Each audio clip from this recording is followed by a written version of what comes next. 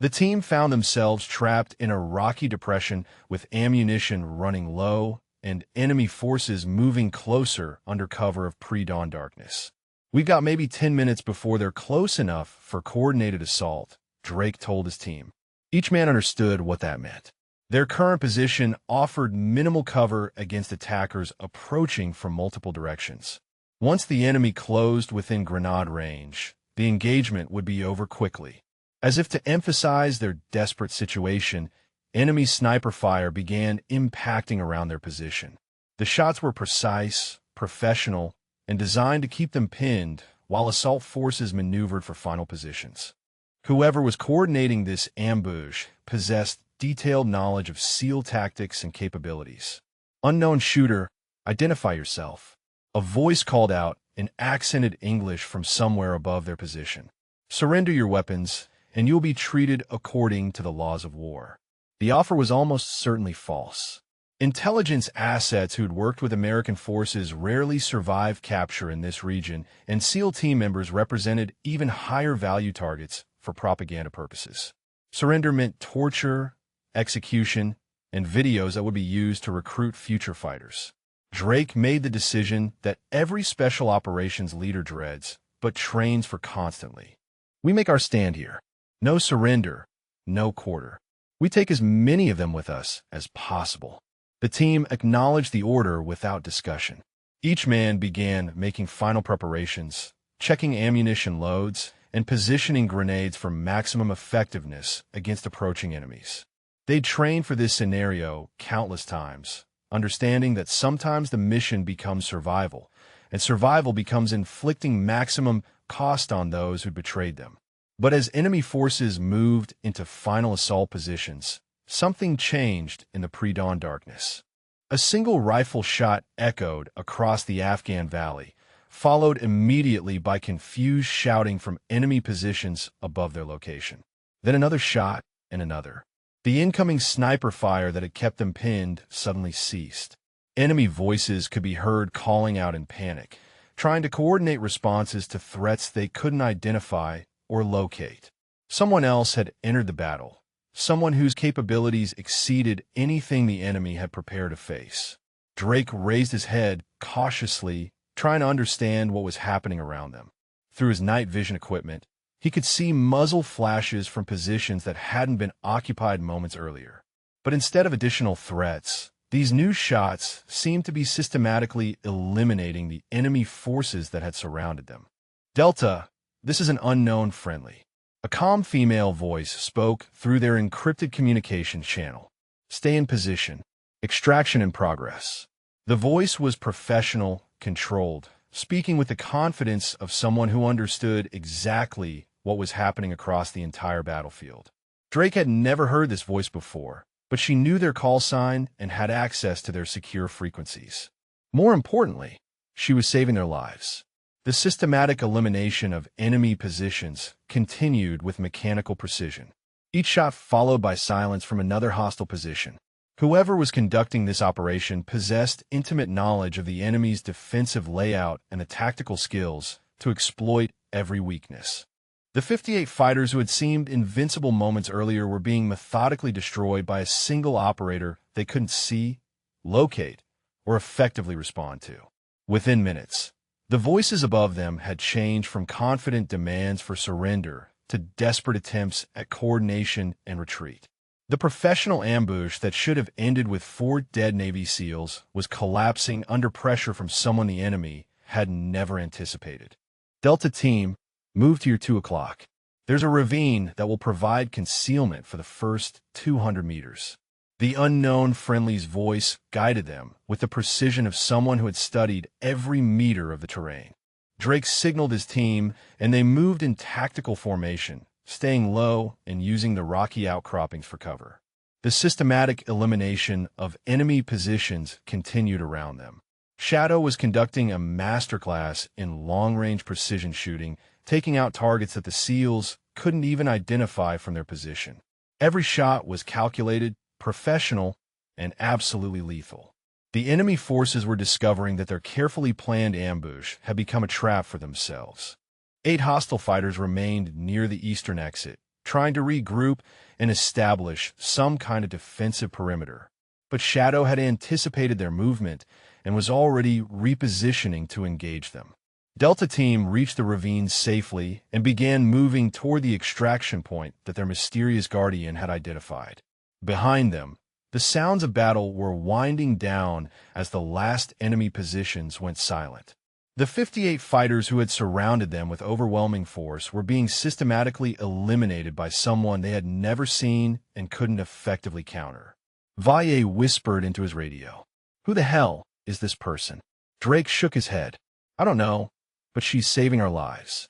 The professionalism of the operation was unlike anything they had experienced. Shadow wasn't just randomly engaging targets. She was conducting a complex battlefield coordination that required intimate knowledge of SEAL tactics, enemy capabilities, and terrain features. This wasn't luck or desperation.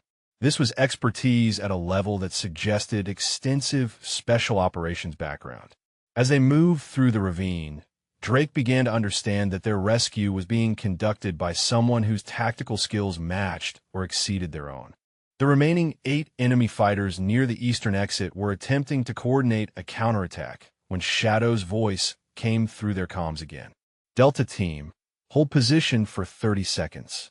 Final cleanup in progress."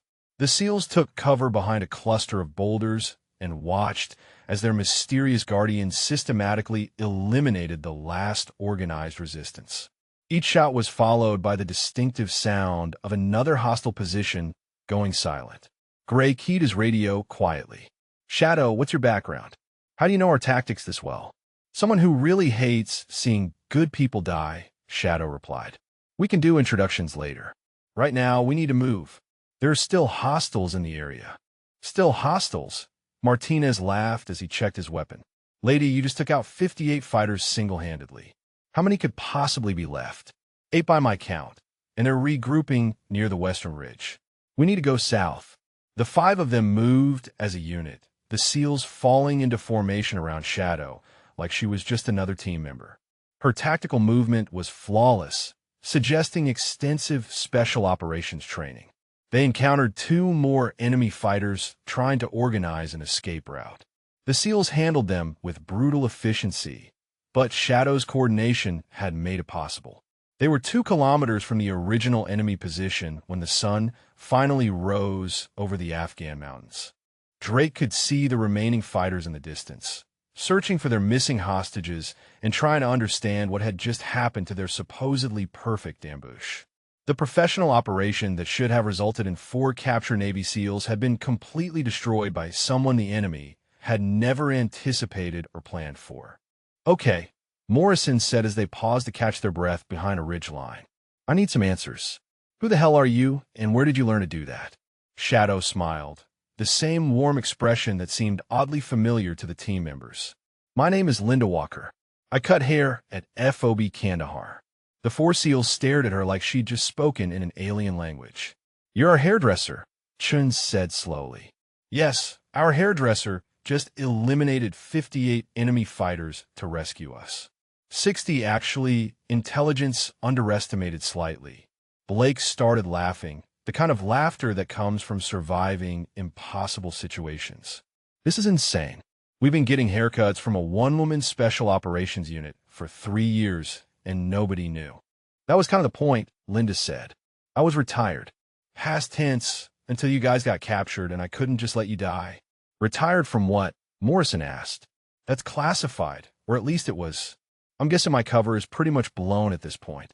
They made it back to FOB Kandahar as the sun was fully up over the Afghan landscape.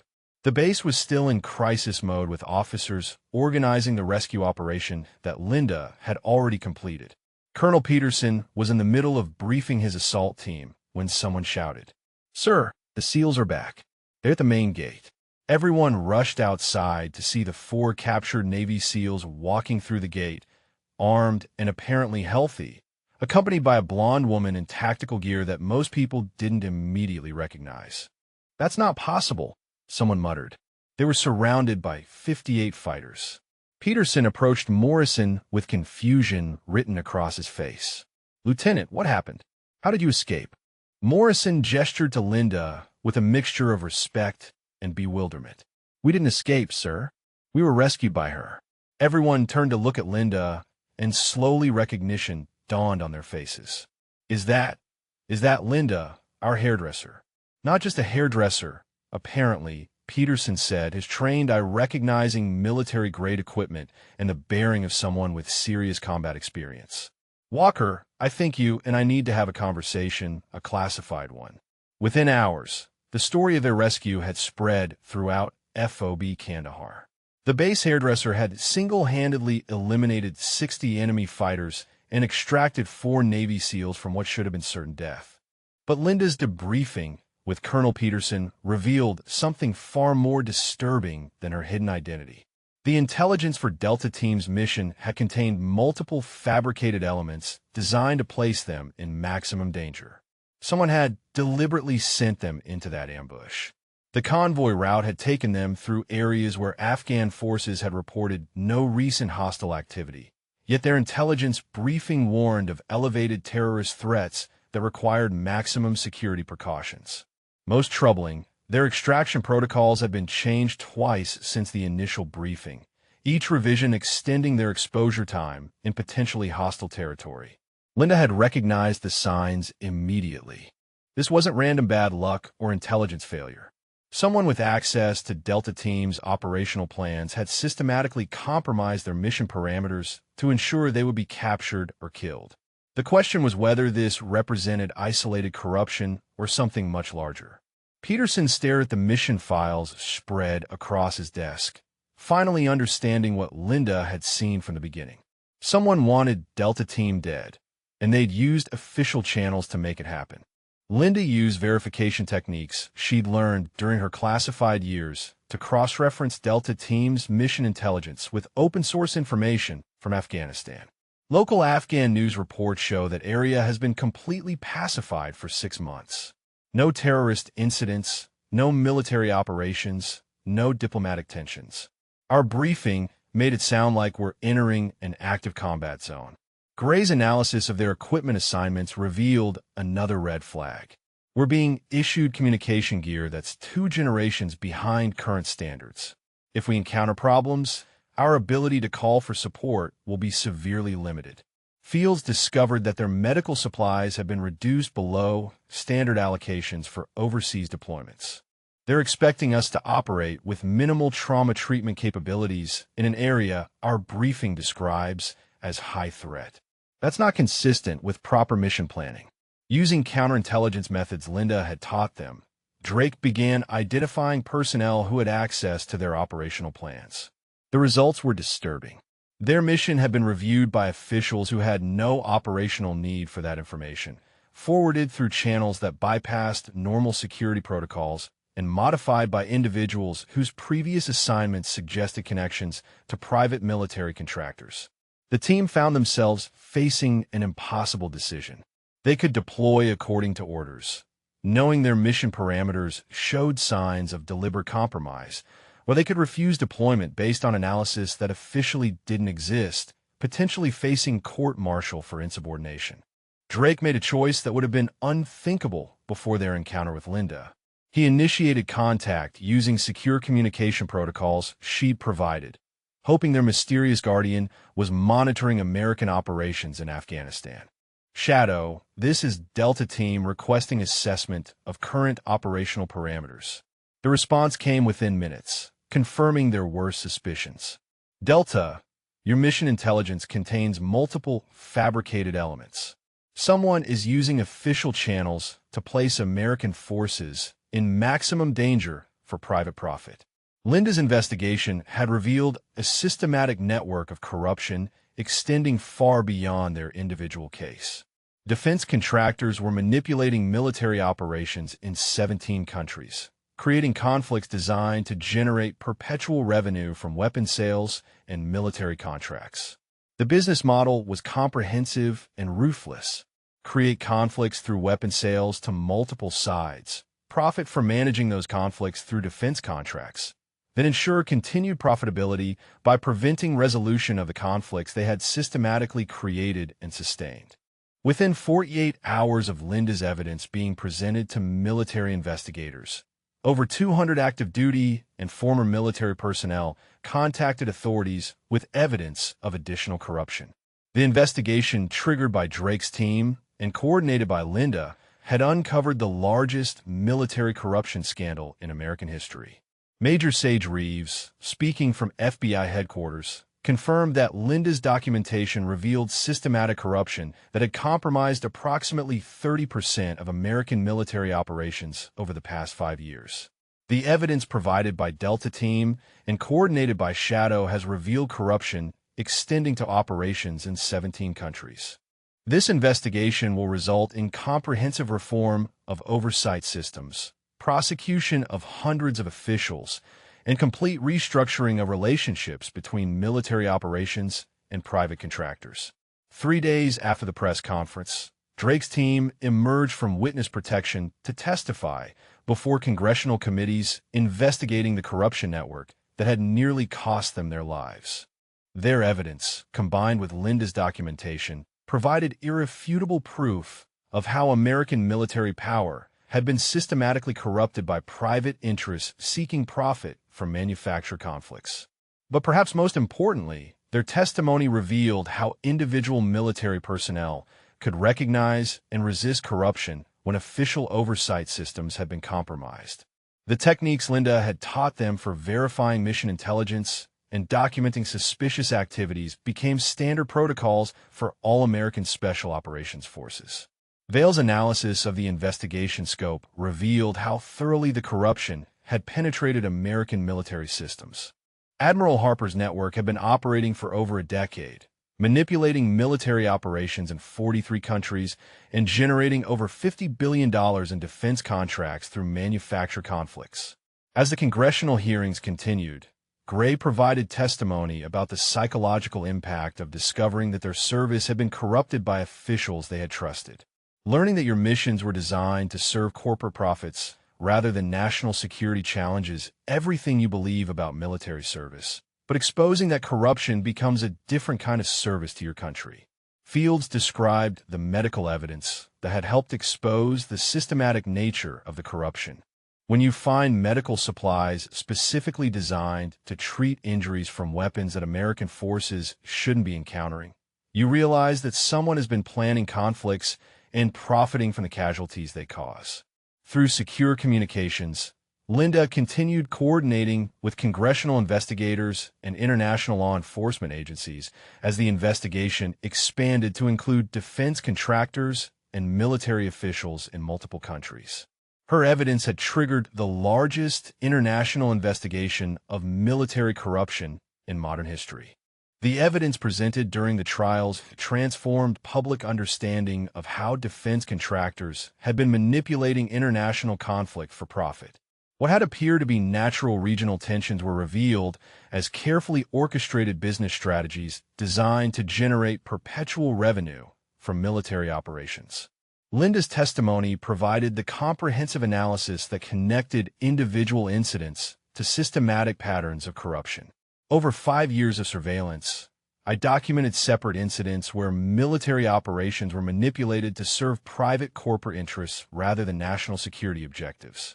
Her evidence included financial analysis showing that defense contractors had generated over $127 billion in revenue from conflicts they had systematically created or escalated through weapon sales and intelligence manipulation. The business model was comprehensive: create conflicts through weapon sales, profit from managing those conflicts through defense contracts, then ensure continued profitability by preventing resolution of the conflicts they had created.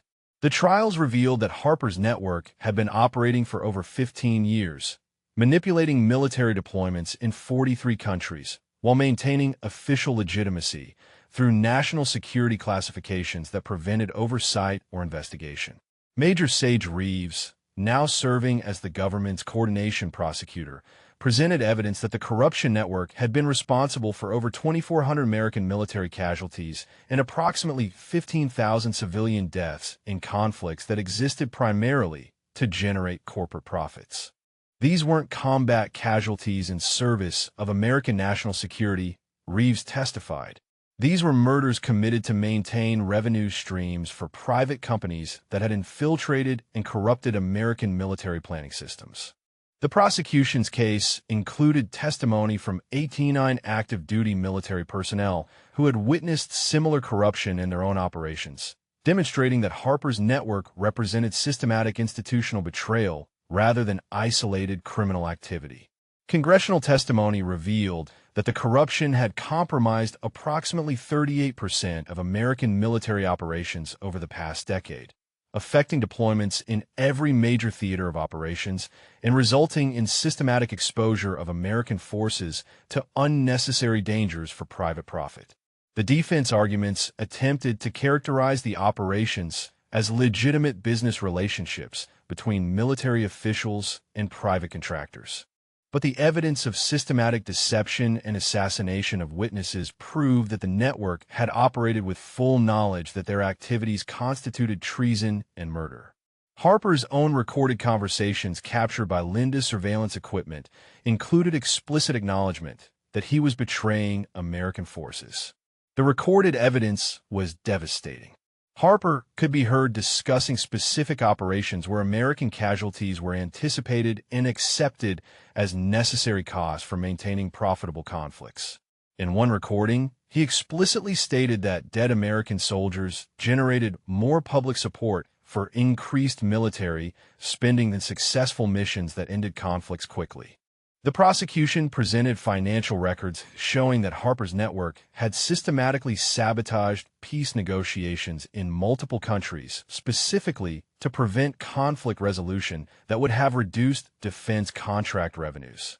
They had actively worked against American diplomatic efforts to end wars because peace threatened their business model. Linda's surveillance had captured planning sessions where network members discussed strategies for prolonging conflicts, including deliberate intelligence failures designed to extend military deployments and increase contractor profits from ongoing operations. Within 48 hours, over 200 active duty and former military personnel had contacted investigators with evidence of additional corruption that extended the investigation to operations in 17 countries. Major Sage Reeves, speaking from FBI headquarters, confirmed that the investigation triggered by Drake's team and coordinated by Linda had uncovered systematic corruption that compromised approximately 30% of American military operations over the past 5 years. The evidence provided by Staff Sergeant Thorne and Delta Team has revealed the largest military corruption scandal in American history. Reeves announced the investigation will result in comprehensive reform of oversight systems, prosecution of hundreds of officials, and complete restructuring of relationships between military operations and private contractors. 3 days after the press conference, Drake's team emerged from witness protection to testify before congressional committees investigating military corruption. Their evidence, combined with Linda's documentation, provided irrefutable proof of how American military power had been systematically corrupted by private interests seeking profit from manufactured conflicts. But perhaps most importantly, their testimony revealed how individual military personnel could recognize and resist corruption when official oversight systems had been compromised. The techniques Linda had taught them for verifying mission intelligence and documenting suspicious activities became standard protocols for all American Special Operations Forces. Through secure communications, Linda continued coordinating with congressional investigators and international law enforcement agencies as the investigation expanded to include defense contractors and military officials in multiple countries. Her evidence had triggered the largest international investigation of military corruption in modern history.